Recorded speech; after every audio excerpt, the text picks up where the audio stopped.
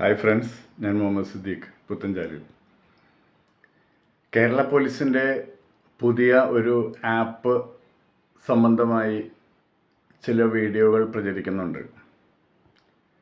Kerala police complaint register ചെയ്യുന്നതിനായിട്ട് തയ്യാറാക്കിയ ആപ്പുകളെക്കുറിച്ച് ഞാനൊരു video മുമ്പ് ചെയ്തിട്ടുണ്ട്. വളരെ നല്ല ആപ്പുകളാണ്. നമുക്ക് പൊതുജനങ്ങൾക്ക് കംപ്ലൈൻറ്റ് ചെയ്യാനും മറ്റുമായിട്ട് പോലീസ് തയ്യാറാക്കിയിട്ടുള്ളത്. ഇപ്പോൾ ഈ IMEI നമ്പർ രജിസ്റ്റർ ചെയ്ത് നഷ്ടപ്പെടുന്ന ഫോണുകൾ എളുപ്പത്തിൽ തിരികെ ലഭിക്കാനുള്ള ഒരു ആപ്പാണ് കേരള പോലീസ് തയ്യാറാക്കിയിട്ടുള്ളത്. അപ്പോൾ അതനുസരിച്ച് നമ്മൾ പരാതി കൊടുത്ത രജിസ്റ്റർ അവരുടെ വെബ്സൈറ്റിൽ അപ്ലോഡ് ചെയ്ത് കഴിഞ്ഞാൽ ആ ഫോൺ ആരും തന്നെ അത് കിട്ടിയവർ അതിലൊരു സിം ഇട്ട് കഴിഞ്ഞാൽ അതിൻ്റെ സിഗ്നൽ പാസ് ചെയ്യുന്നു, കള്ളനെ പിടിക്കും എന്നുള്ളതാണ് അതിൽ പ്രചരിക്കുന്നത്. പക്ഷേ ഏകദേശം ഒരു 20 വർഷമെങ്കിലും ചുരുങ്ങിയത് എൻ്റെ അനുഭവത്തിൽ. അതിനു മുമ്പ് തന്നെ ഈ കള്ളന്മാർ IMEI നമ്പർ സോഫ്റ്റ്വെയർ ഉപയോഗിച്ച് മാറ്റാനുള്ള ടെക്നോളജി അവർ നേടിയിട്ടുണ്ട്.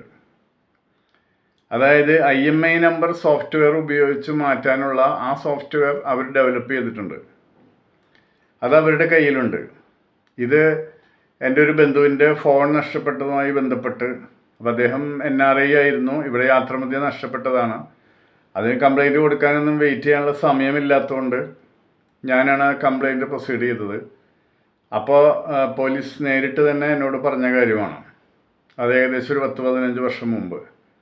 അപ്പോൾ അതിനുമൊക്കെ വളരെ മുമ്പ് അന്ന് പോലീസ് പറഞ്ഞത് ഇതാണ്: ലിമിറ്റേഷൻ ഉണ്ട് ഞങ്ങൾക്ക്, കാരണം IMEI നമ്പർ സോഫ്റ്റ്വെയർ ഉപയോഗിച്ച് മാറ്റാനുള്ള ടെക്നോളജി കള്ളന്മാരുടെ കയ്യിലുണ്ട്.